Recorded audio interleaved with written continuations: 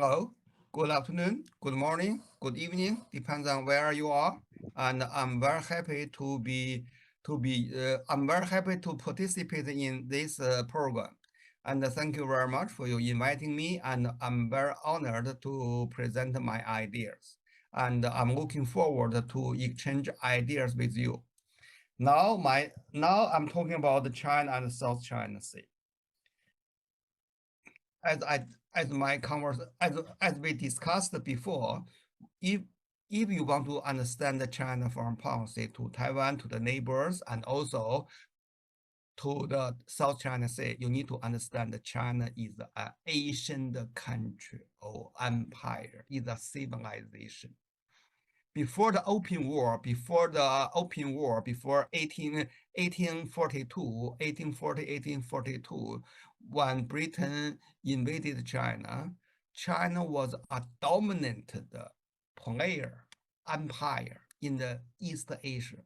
Not whole East Asia, but basically on the Northeast Asia and the South China Sea, the major part, okay? So at that time, Chinese neighbors, no matter the north, east, west, or south, no any country or empire could compete with China in terms of population, agriculture technology, statecraft, and certain and all the technologies. Okay, so China was powerful. Okay, the Chinese empire dominant the whole mainland, the continental, and the part of oceans for many, many, many years. Yes, during this period, China was invaded, conquered by the alien tribes from the north twice. One is about Mongols. They founded dynasty, Yuan dynasty. Another time is the Qing dynasty, Manchu. They conquered China. However, China's empire was different from Roman Empire and many other empires. When the Roman Empire was destroyed by the barbarians, neighbors, Roman Empire never reappeared again. China Empire was conquered and defeated by the non-Chinese neighbors. The new master, the new ruler, the new ruling elites of China began to Chinese-nize. They accept the Chinese culture. Okay, they became the leader, master, ruler of Chinese empire. So this is why in China or the Western country, the scholars, the historians say the Chinese civilization consistent and persistent for 2,000 years, 4,000 years, 5,000 years. Okay, so the Chinese empire was overthrown by the Chinese only 100 years ago. Before that, the Chinese empire persistent for 2,000 years. So because of this, the South China Sea was dominated by China for many, many years. You can say 2,000 years or 1,000 years. But after modern period, after the mid-19th century, Chinese empire began to be defeated, humiliated by foreign powers for 5 times. When China's power declined, the influence and the control ability over the neighbors and the oceans also declared. So the China's power over South China Sea began to decline. Okay, which countries succeeded China's primacy over South China Sea? by France, Britain, Japan, and America after Second World War. Okay, so as I mentioned that, although China became the real independent after 1949, but China was divided. Taiwan became another part of China, ROC. Mainland China became the People's Republic of China. Both sides claim there's only one China, but both sides claim they are the only legitimate government of China. They disputed each other. America supported Taiwan, Kuomintang KMT. So United Nations take Taiwan as a legitimate government of China. So this situation and continue to 1972. People's Republic of China replaced Kuomintang from Taiwan. So China, People's Republic of China, claim its legitimacy over Taiwan and South China Sea. Yes, I agree. From 1972, when China re-entered United Nations, China claimed the whole South China Sea belonged to China, no doubt. However, as we know that China was very weak before 1970s, even 80s. Chinese Navy power is very marginal.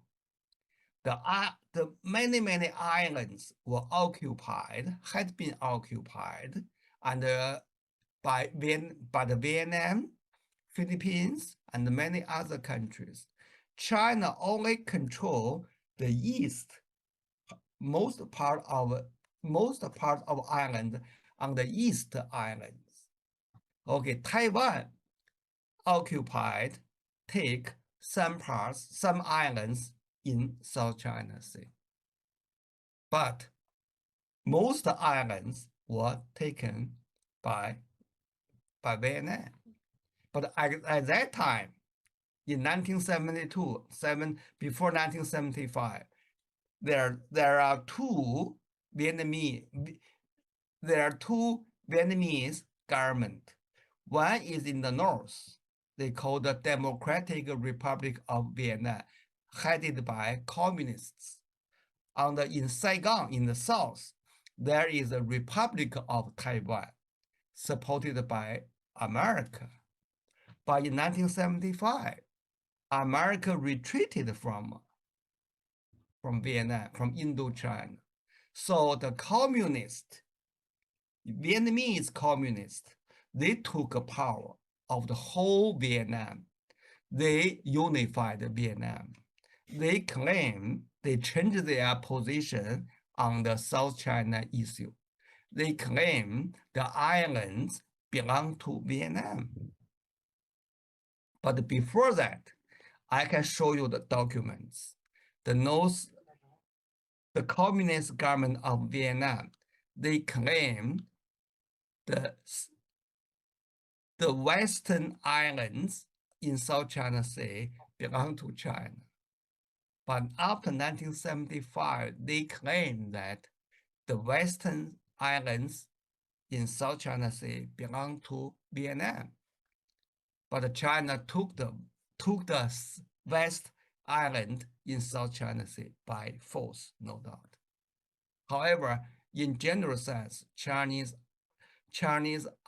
Navy was still very limited, was not very so strong. American didn't take the sides on the disputes. No matter China with Vietnam, China with the Philippines, China with Brunei, China with other countries. No, Americans say that is your own business, because China was not very powerful, and also China was the partner in containment of Soviet Union. As I mentioned that, Okay, after Soviet Union collapse, American changed. They changed. Okay, they claim say South China Sea cannot be dominant or controlled by China. Then they induced the Philippines and Vietnam and other countries to take the force, of course, by peace. They went to the legal court in Europe. They want to sue against China. Okay, so who owned Ireland? Okay, I believe we need to listen to some leading scholars in terms of international law. Okay, according to my friend, my good friend Tony Carty, Anthony Carty, a leading scholar in international public international law. He said, from a historical perspective and a legal perspective, China has more claims than any other country. But 20 years ago, when China became more powerful, or when China was very poor, very weak during the past 100 years, the neighbors, Vietnam, Philippines, Malaysia, Brunei, Indonesia, the other neighbors around the South China Sea, they have already taken the island. They occupy there. They stay there. They claim they stay there. In this case, China, according to the UN Charter, no any country should take the territory by force. So, in the real politics, China now cannot take the islands back by force. China can only talk to them, but they don't want to talk to China. Okay, so this is the big issue. Okay, however, we need to understand that over the past 20 or 25 years, China's attitude, China's position on South China Sea has been changed a little bit. Not very little, has been changed substantially. Before that, when I was a student in the middle school, we said South China Sea belonged to China. Okay, China's maritime right can reach to the very south, to the Philippines, to the Indonesia. Okay, but now China gradually said South China Sea is the common public property of all the countries surrounding South China Sea. What does that mean? China has already changed the position. Not the whole South China Sea belongs to China. Only part of South China Sea belongs to China. The whole area belongs to the countries surrounding the South China Sea. They belong to this area. Put it another way, other countries, European countries, America, even Japan, they are not India. They are not countries of South China Sea. But they say South China Sea should be opened as an international navigation route. Yes, China never denied that. Okay. Even when China claimed the South China Sea belonged to China, South China Sea must be opened. China never said we want to close the South China Sea. Okay. But why America and to certain extent European countries and Japan, they argue that China want to dominate South China Sea. One reason, they want to jeopardize the peaceful relations between China and the Chinese neighbors. They want to describe China as aggressive, assertive, a rising power to challenge the status quo. China want to change the world order. China is aggressive. Okay, so they argue for that. That is, yes, of course, American can see anything. Okay, but if you want to understand the Chinese position on the South China Sea, you need to focus on these two parts. First, China's position on South China Sea has been changed fundamentally from before claim all area belong to China. Now this area belong to the countries surrounding the South China Sea. China changed. Okay. Second, America is a country in South China Sea? Of course not. But America has a full right to travel, to navigate through South China Sea. China never challenged that. Japan definitely has the right. Japan has the right to go through South China Sea. China never challenged that. But now why America, Japan, and the European Union, they want to see China as a threat? Okay, because they need this enemy. They need this common threat to mobilize other countries to hate China, to fear China, to doubt China, than to contain China. China is a developing country. China has the potential to become a more powerful country, no doubt. America now became more and more crazy in creating a new Cold War between China and America. That's okay. Okay. China opposed the concept of new Cold War, but China is ready to meet a challenge. Okay.